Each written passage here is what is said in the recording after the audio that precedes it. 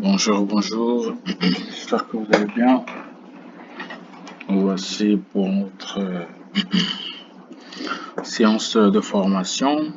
Nous allons commencer directement par aborder les b.a.-ba du trading, le jargon, parce que le trading est un métier. Donc, au-delà d'être un moyen de gagner de l'argent, c'est un véritable métier. Donc, pour ce premier épisode, nous allons passer notre temps à montrer à quel point le trading est un vrai métier. C'est pas juste pourquoi les marchés financiers ça existe, pourquoi le trading existe, ça sert à quoi. On va un peu passer sur ça en vite fait. Parce que l'objectif pour ces vidéos, c'est qu'elles soient courtes, concises, précises et non qu'elles puissent se transformer en avalanche d'informations qui pour l'instant ne vous profitent pas vraiment. Plus qu'autre chose, ça va juste remplir vos têtes de plein d'informations que pour l'instant vous n'avez pas besoin. Mais au fil du temps, lorsque vous serez obligé de grandir en expérience et en compréhension du marché, vous pourrez comprendre certaines subtilités qu'on va évoquer après. Voilà. Donc, pour commencer, j'envoie souvent un PDF qui est gratuit, c'est sur Internet. Flemme de faire mes propres PDF. Flemme aussi de faire mes propres formations vidéo enregistrées. Donc, souvent, quand il s'agit des petits concepts et tout. À défaut de ne pas avoir du temps, comme avant, auquel je formais des gens directement en visioconférence chaque fois, chaque jour. Donc, voilà. Donc, nous allons commencer. C'est quoi le trading Forex? Nous allons prendre le PDF. Voilà. Le Forex. Le Forex simplifié. Le Forex, c'est plus simple que vous le pensez. Le Forex peut parfois paraître compliqué pour les novices. Une rapide recherche sur Internet permet de se rendre compte que le domaine est vaste et les sources d'informations nombreuses. Afin de faciliter les débuts des apprentis traders, professeurforex.com vous propose donc la première formation au Forex complet et gratuit sous la forme de l'e-book que vous avez sous les yeux. Bon, il y a plein d'e-books comme ça. Moi-même aussi, je peux faire mes propres e-books. Mais je n'en vois pas la nécessité. S'il y a déjà des points qui ont été développés par d'autres personnes et qui ont été bien développés, il n'y a pas de nécessité de venir encore apporter quelque chose de plus. Voilà, donc ça suffit de bâtir sur ce qui a déjà été fait. Voilà. Et aussi, l'objectif, c'est que ça puisse pas me prendre beaucoup de temps. Voilà, donc le truc, c'est que le Forex, c'est un marché financier parmi tant d'autres. Euh, le Forex, c'est un marché financier parmi tant d'autres. On va commencer par prendre un exemple. Si toi tu es au Congo et que tu veux envoyer de l'argent en Europe on utilise l'euro. Toi tu veux envoyer des francs CFA, mais toi tu dois lui envoyer des euros. Tu vas pas lui envoyer 1 million de francs CFA en France. Il peut pas utiliser ça parce que c'est pas la monnaie de référence, c'est pas la monnaie locale. Donc ce qui va se passer, c'est qu'à défaut de ne pas avoir de euros, tu vas aller en banque, tu vas lui transférer et la banque va faire une opération qu'on appelle par exchange, le marché des changes. Et c'est le marché auquel on appelle par le marché du Forex. Voilà. Bon, on va parler à l'IA directement, comme ça. Voilà. Le Forex, abréviation de Foreign Exchange, est le marché mondial sur lequel s'échangent les devises. C'est le marché financier le plus vaste et le plus liquide au monde, avec un volume de transactions quotidiens dépassant les 7500 milliards de dollars. La fonction du marché, là maintenant on a vu que le Forex c'est un marché financier, c'est un marché d'échange. Nous sommes dans une économie multilatérale, dans le sens où il y a plusieurs entités qui sont dans notre économie. Il y a des entreprises européennes qui sont ici, il y a des entreprises américaines qui sont ici, il y a des entreprises peut-être burkinabé aussi qui sont ici. Donc chaque économie a sa monnaie particulière, mais entre elles, il y a comme une synchronisation au niveau financier. Pourquoi? Parce qu'il y a le marché d'échange. Donc c'est ça le Forex, c'est un marché d'échange. Donc lorsque tu vas envoyer tes 1 million de francs CFA à une personne qui est en France, la banque fait cette opération-là qui consiste à échanger une devise contre une autre devise. Et c'est ça qu'on appelle par le Forex. Le marché Forex, c'est le marché des monnaies. C'est sur ce marché qu'on peut voir le prix de chaque monnaie. Même quand tu rentres dans une banque, même à la banque du BA qui est à Montgali, quand tu rentres à la banque du BA, tu peux voir un tableau où on a écrit euro. À droite, il y a des chiffres qui n'arrêtent pas de monter et descendre. C'est ça le Forex. C'est un marché auquel sont cotés le prix des monnaies. C'est ça le Forex. C'est un marché auquel il y a le prix des monnaies. Ou si tu vas acheter des dollars, tu vas aller sur le marché du Forex. Mais étant donné que c'est un marché qui est décentralisé, donc c'est pas un marché centralisé, chaque banque ou chaque revendeur officiel a ses prix qu'il offre. Et du coup, c'est ça. Si tu vas à la banque chez EBA, peut-être 1 million de francs CFA, quand tu vas envoyer ça en Europe, il va recevoir peut-être 1600 euros. Chez un autre, il va recevoir 1500 euros. Chez un autre, peut-être s'il est trop gourmand, il va recevoir peut-être 1400 euros. Donc, c'est un marché aussi qui est décentralisé, mais sinon, c'est sur ce marché-là qu'on échange des monnaies. Voilà. C'est pas qu'un exemple comme ça, même quand tu prends ta carte bancaire pour acheter quelque chose à l'étranger, pour payer un abonnement Netflix, pour tout ça là, c'est le Forex. Parce que ça passe par des marchés qui doivent échanger des monnaies parce que tu peux pas envoyer des fonds CFA à l'étranger. Donc ça passe par une banque qui a peut-être de la liquidité, qui échange des francs CFA contre de l'euro. Il a fait ce qu'on appelle par échange. Il a échangé une monnaie contre une autre monnaie. Voilà. Et du coup, fonctionnement du marché. Paire de devises. Donc, vu qu'on échange une monnaie toujours contre une autre monnaie, bah, on parle en termes de paire de devises. Donc, sur le marché Forex, c'est toujours comme ça. Il y a soit euro USD, comme vous voyez ici, l'euro USD, ce qui veut dire l'euro contre le dollar américain. Cette écriture veut dire l'euro, c'est la monnaie principale, le dollar américain, c'est la monnaie en déficit. Donc, on a besoin de combien de dollars américains pour avoir 1 euro? C'est ce que cette écriture-là veut dire. Du coup, c'est en paire de devises. Donc, on parle de paire de devises parce qu'on change toujours quelque chose contre une autre chose. Donc, il y en a deux. Si j'échange mon argent contre un biscuit, bah, c'est une paire. Pour avoir, pour avoir un échange, bah, il faut quelque chose d'autre. C'est pas unitaire, il faut deux choses, donc une paire. Voilà pourquoi on parle en termes de paire de devises, parce qu'il y a toujours euro, USD, euro qui est l'euro, le USD qui est le dollar américain. Et là, on peut voir, c'est toujours en termes de paire de devises. Là, on a quoi? Si je mets mon curseur ici, voilà, sur le truc noir, il est écrit livre sterling slash dollar américain. Et cette écriture-là veut dire quoi? Bah, c'est le dollar. Et c'est la livre sterling contre le dollar américain. Donc ça, c'est la paire de l'échange entre le dollar américain et la livre sterling. Et la première monnaie qui est à gauche, c'est la monnaie principale. Et celle qui est à droite, c'est la monnaie en déficit. C'est une comparaison. C'est juste ça, au fait. GBP USD. Le GBP, c'est la livre sterling.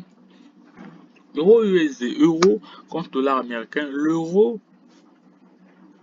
L'euro, c'est la monnaie principale. Le dollar américain, c'est la monnaie en déficit. Donc, c'est une comparaison de, pour avoir un dollar, j'ai besoin de combien d'euros?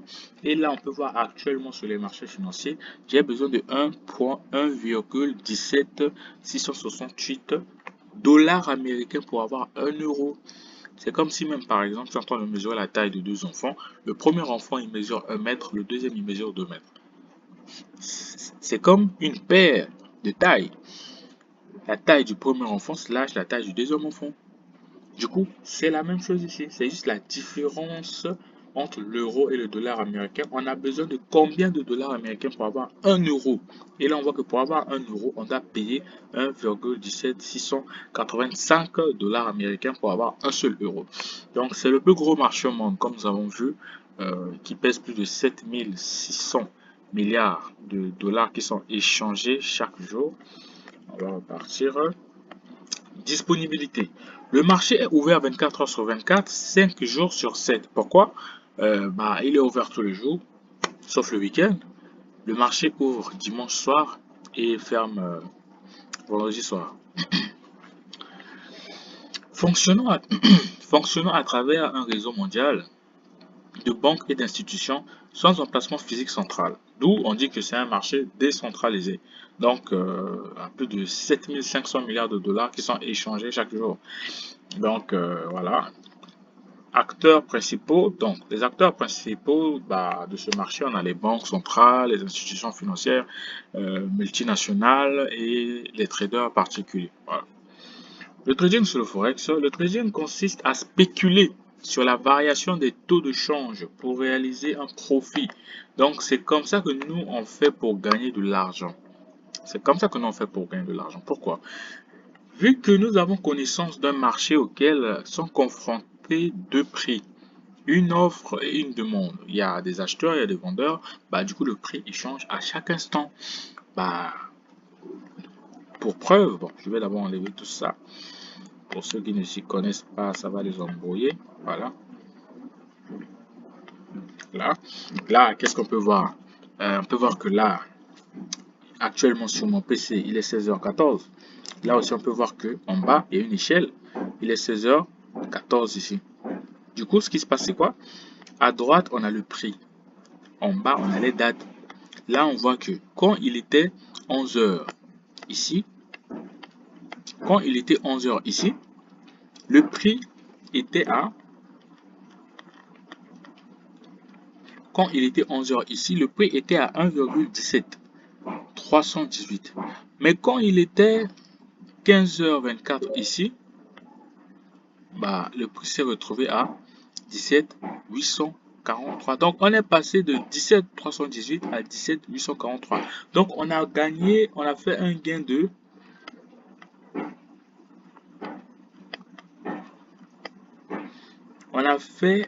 de variation sur le dollar américain et sur cette paire de devises de 0,00522, donc 0,45%. Donc 0,45% en combien de temps? En 4 heures. Donc en 4 heures, euro-dollar américain fait une variation positive de 0,45 pour 0,45%. Donc c'est un marché qui évolue chaque instant. Chaque minute, ce marché évolue. Pourquoi? Parce qu'il y a des acheteurs et il y a des vendeurs. Plus on achète, plus le prix monte. Plus on vend, plus le prix baisse. Bon, là, on peut voir en temps réel, le prix va monter, il va descendre. Là, on voit ce qu'il fait. Il monte, il descend, il monte, il descend. Et par rapport à différentes heures, la cotation il va changer, le prix va changer. Donc, c'est ça. Du coup, le truc, c'est quoi? Vu qu'on sait que nous sommes sur un marché auquel les prix changent, mais du coup, il y a moyen de se faire de l'argent. Pourquoi? Parce que, comme tout commerçant, parce que trading, c'est la spéculation. Spéculation veut dire quoi? Spéculation veut dire acheter cher et vendre. Et acheter moins cher et vendre plus cher. Vendre plus cher pour acheter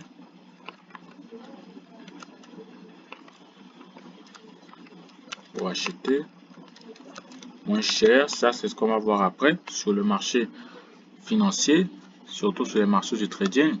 On peut même gagner de l'argent lorsque une valeur lorsque un actif perd de la valeur. Donc c'est comme si tu as tes produits perdent de la valeur, mais tu gagnes de l'argent. Voilà, donc c'est une possibilité des marchés financiers.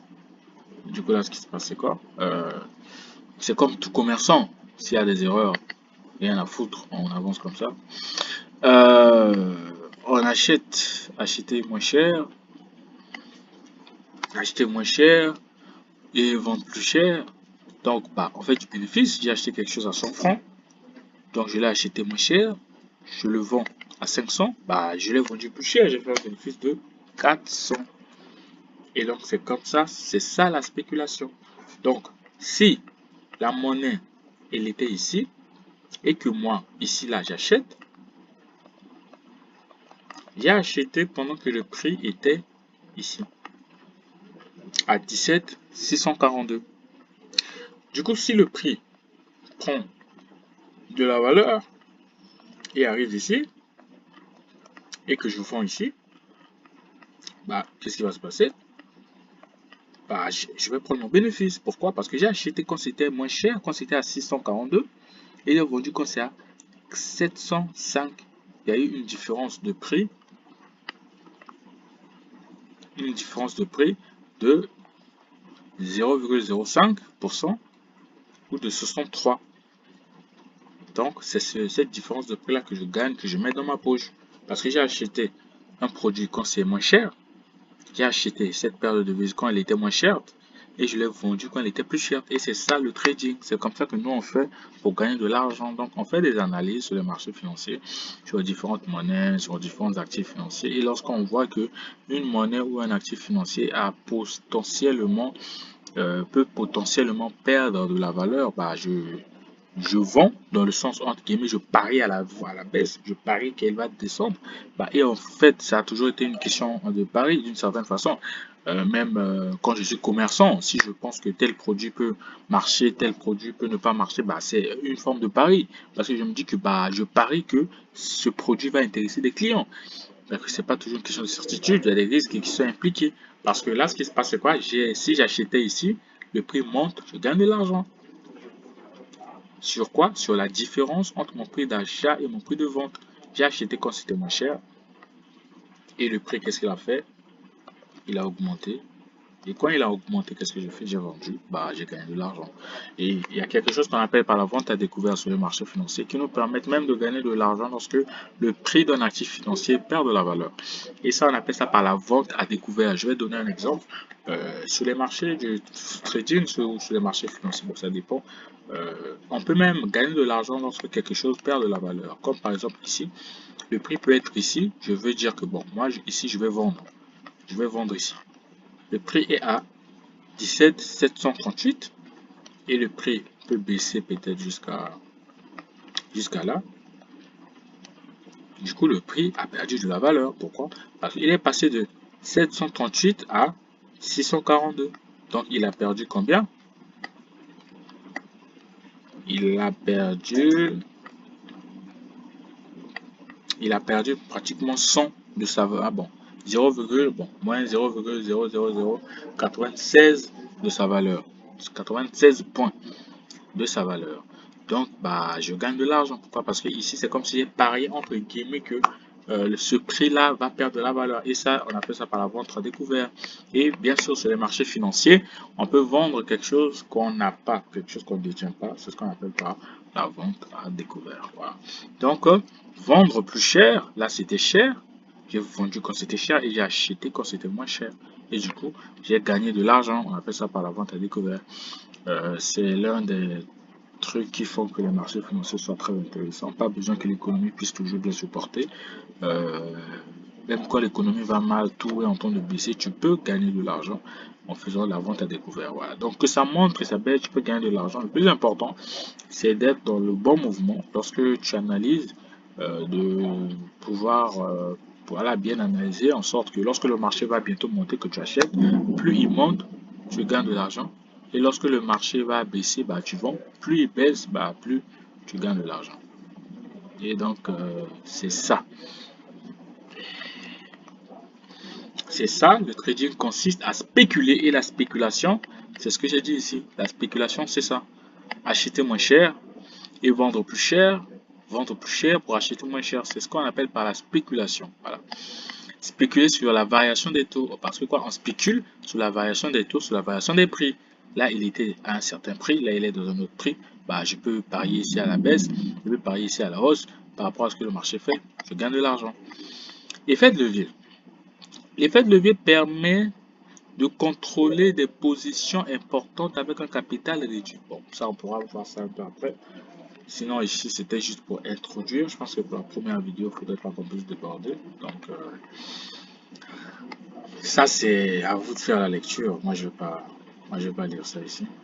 Donc, ça, c'est des vidéos pour apporter des trucs pratiques par rapport au PDF. Donc, je pense que pour le premier, on va s'arrêter là. Voilà.